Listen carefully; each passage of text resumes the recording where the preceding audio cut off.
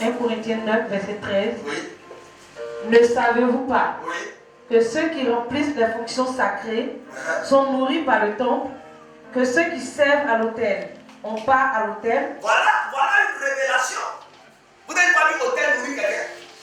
Ça veut dire que quand je me suis engagé dans la main du Seigneur, tout ce que je porte doit venir du Seigneur. Tout ce que je mange doit venir du Seigneur. Et il dit tous ceux qui sont engagés dans l'armée, l'autel est nourri. Le temple est nourri.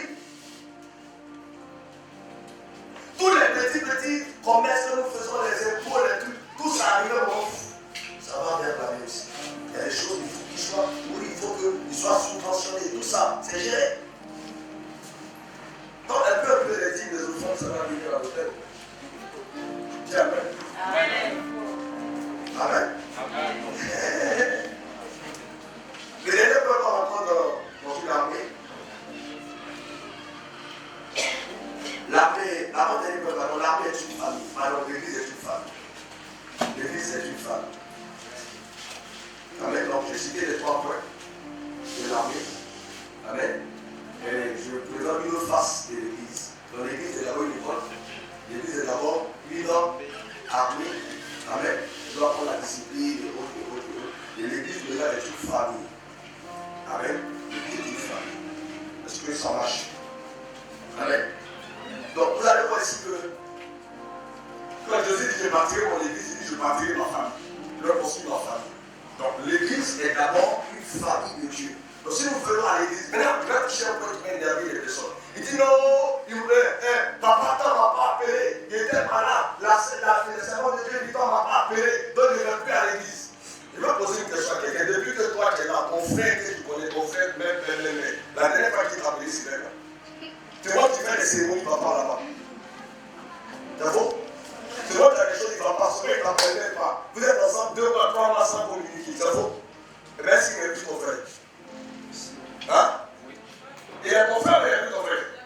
Il est plus ton frère parce que tu ne peux pas changer ça. C'est comme ça l'église. Si tu vis une situation, il ne faut pas dire non, comme l'église là-bas, il n'est pas venu m'aider, me soutenir, non, je ne suis plus de l'église, tu n'es pas encore un membre. Bon, même si tu avais des mains, tu ne peux pas couper ta main. Les gens, ça passe ce qu'on appelle membre. Amen. Amen. Membre. Hein? Yes, fils. Membre. Voilà membre. Du corps, le corps de Christ. Voilà membre. Donc quand tu deviens membre là, même si on te dit, tu ne peux pas quitter. Amen. Si on te coupe, tout le corps est déséquilibré. Il y a des gens, c'est pour ça que quand tu viens à l'église, tu as lutté pour devenir mort. Pourquoi le jour où tu n'es pas là, on sent que tu n'es pas là. Mais quand tu n'es pas là, on ne sait même pas que tu n'es pas venu à l'église. Parce que tu n'es pas là. Là, tu te dis, deuxièmement. Politique devient un membre. Quand un membre a un problème, vous allez voir si le membre a un problème, tout le corps va lutter pour le soigner. Tout le corps va lutter pour être avec lui. Parce que ça n'arrange pas le corps. Donc on est obligé de tout faire pour que ce soit bien passé. Quand il souffle la tête, même résonne. Tout le corps ne va plus bien. Amen. Et tous les membres sont traités de la même manière.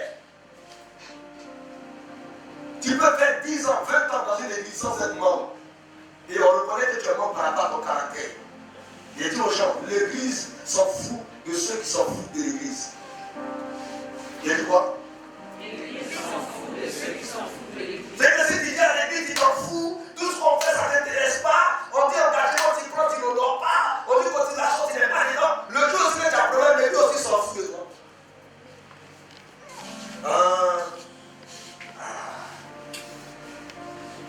Il y a quelqu'un qui dit l'église s'en fout de ceux qui s'en foutent de l'église. Amen. Donc quand les chrétiens ne vont pas comprendre que l'église est une famille, ils vont souffrir beaucoup. Amen. Amen. Quand on vient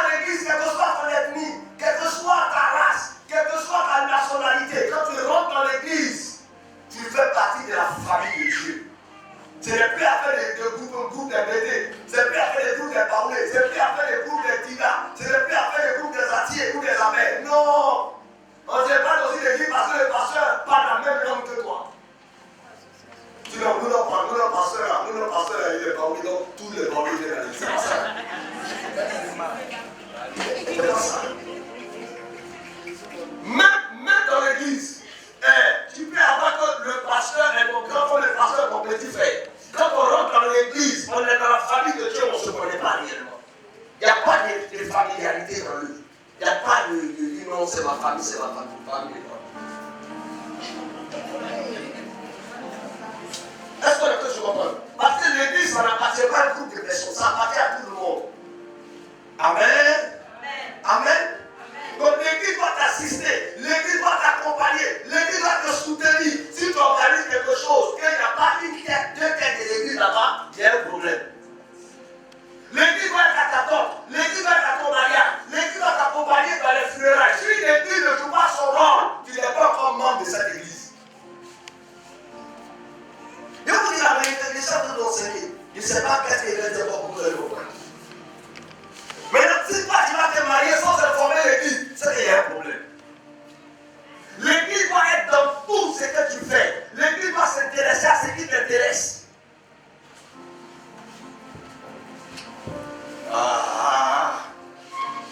Amen.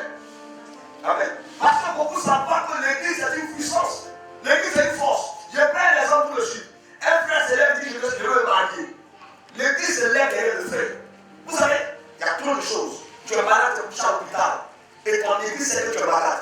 Là où tu es couché, ton téléphone va commencer à sonner. Le docteur me dit, le gars qui est malade, il n'est pas seul. Si les frères vont te rendre visite, ils viennent par 10, par 5, parce que les gens sentent que tu es malade, qui n'est pas seul.